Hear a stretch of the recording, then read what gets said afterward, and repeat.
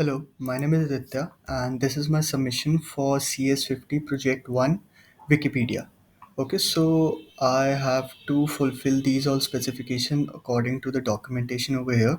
I have initiated my app over here, and you can see that this is my app. Okay, we'll start with the specifications now. The first specification is an entry page. Okay, the entry page simply tells that you can see the content of any page over here. So if we come to the entry page, if I these are all of my pages. If I click on any one of the page, for example LangChain, so this is my entry page for LangChain. If I see any other page like Django, this is for my Django. Like HTML, these all are my entry pages.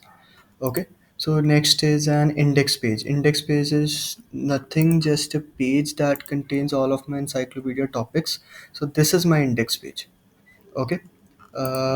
Coming forward, a search bar. Okay, search bar is a facility provided over here. If I want to search any of my topics, like I want to read about langchain, I'll simply write langchain over here and enter.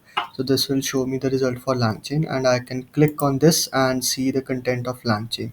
Okay, so like any other, if I simply just write a over here, so it will show me all the encyclopedia titles that have a in there or a in them. Okay, so search is completed and then a new page. Okay, so I can create a new page over here. I can simply write a title over here like OpenAI is on the at a boom right now. So I'll write something about OpenAI.